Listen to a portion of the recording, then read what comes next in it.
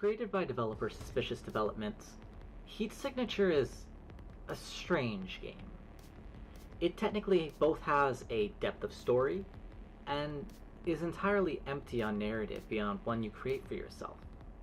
It is both a deeply challenging game and one of the easiest games you can play.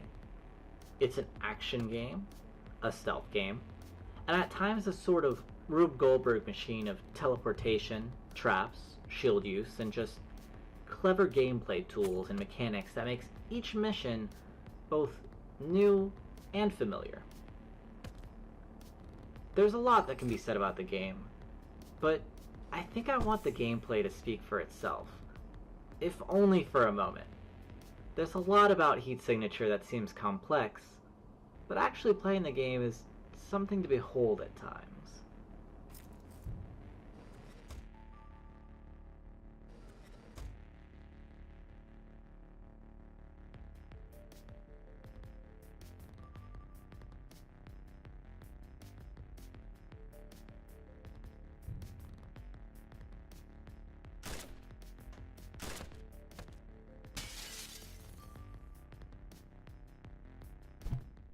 To be more specific about what exactly Heat Signature is, I'll say this.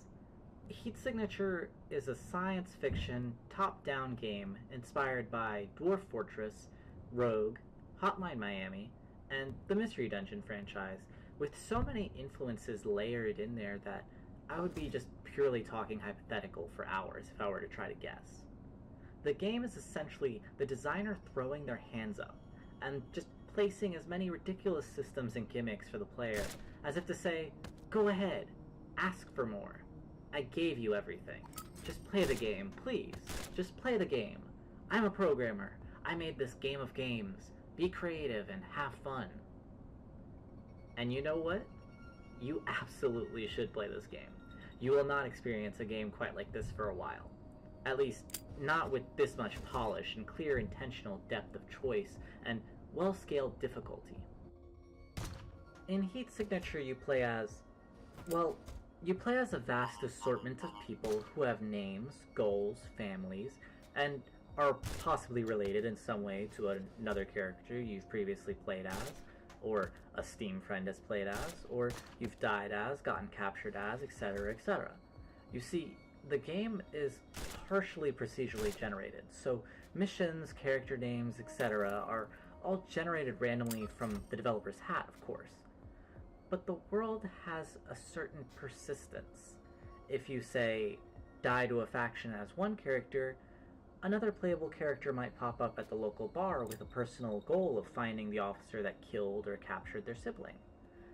It's not a huge mechanic, but it adds an element of direction to the missions you choose to take, which are also randomly generated and subconsciously might influence your playstyle. As for the setting for said gameplay, there aren't really planets in this game. Space is a lot more empty than that. This is more like Gundam sans the mobile suits.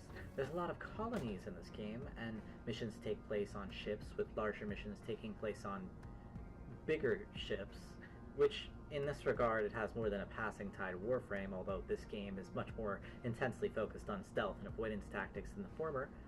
Every mission is you versus highly stacked odds.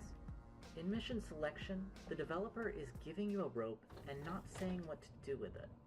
You can take on a mission that only holds a small crew of 4, or a Federation-class vessel with dozens upon dozens of guards, who also happen to have advanced sensors, teleporters, advanced shields, and all sorts of things that make an otherwise simple AI a very formidable opponent to face when underestimated.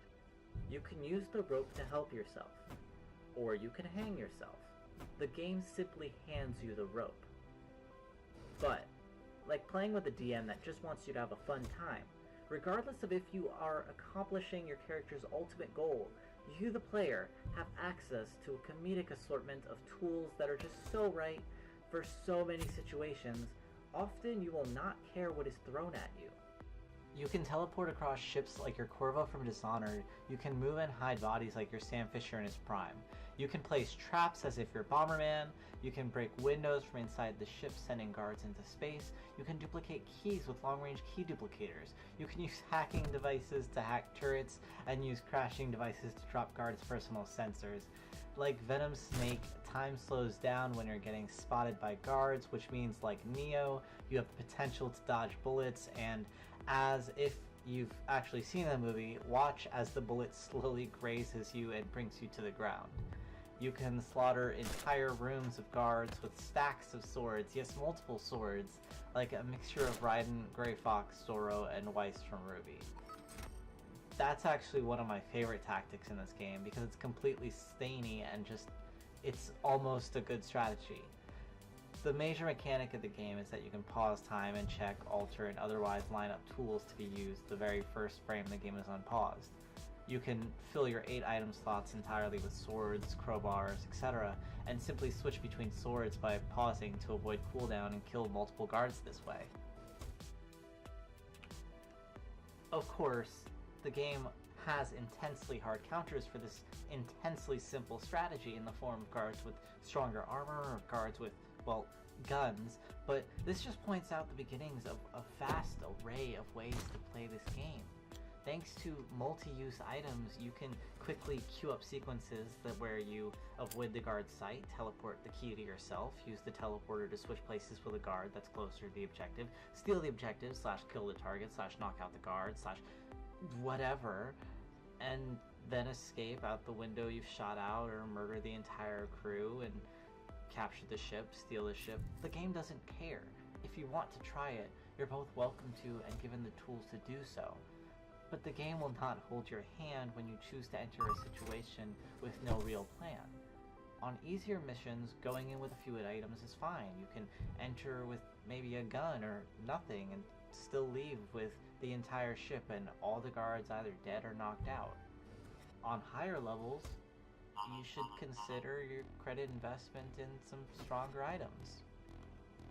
Like the previously mentioned Hotline Miami, you get incapacitated in one hit.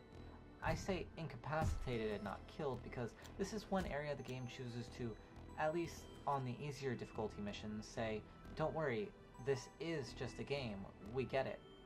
When you're hurt, in most cases guards off the ship you've boarded will just throw you out into the airlock and then put you back into the void of space, at which point you will always press the space bar, remote control your ship, and maneuver towards yourself carefully until touching your floating body to pick yourself up. Or, if you've played this game long enough, you use a tractor beam to pull yourself back in and then fly back to the objective ship and continue at the same entry point or a different entry point if the ship is under attack, and enter with a raised alarm level for the guards. This simple change to the player failure condition leads to interesting circumstances in that occasionally you will find that you cannot reach your body before you bleed out, or the alarm you set off has finally reached 0 and your fully stocked armor sword piercing lesbian character has been captured, and now you have the option to play as her brother, who you arbitrarily decided to play as a gun-toting killer, maneuvering and playing like John Woo character, winning every shootout thanks to the player character being the guy from the game cover, like in Spy Kids 3. I'm the guy. The real guy.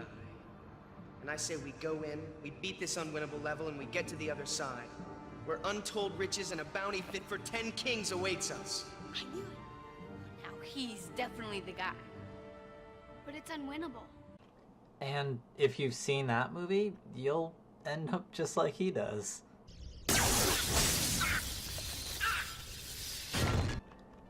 The game's difficulty ratings for each mission exist to prevent you from diving headfirst randomly into something way above what your current tools can handle and therefore what you can handle.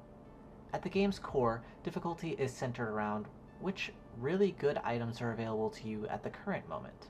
Because of this, I would say developer Suspicious Developments has made something really cool here. And you know what? They even included a bit of diversity in the playable characters.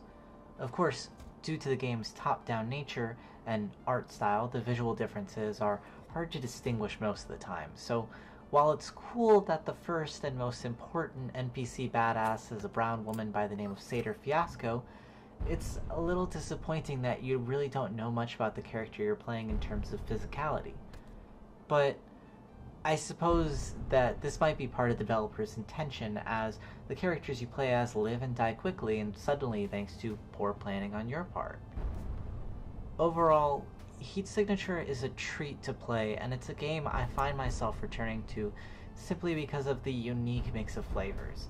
The game also has semi-frequent updates from the developer, and with new items and new event possibilities, it's really cool to see the game every couple months and return to it.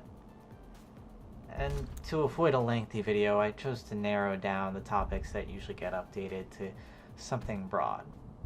If you want something fun, nice, stealth-oriented, and kind of like Hotline Miami, but its own unique thing, then check out this game. If you're a fan of systemic games in general, then you absolutely should check this game out, especially just messing around with it for 5 minutes. You'll have a deeper appreciation of systemic games. Thank you for watching, and as of now, I have a Patreon up, and if you would like to support this show or request a game for me to talk about, head over there. I look forward to next time.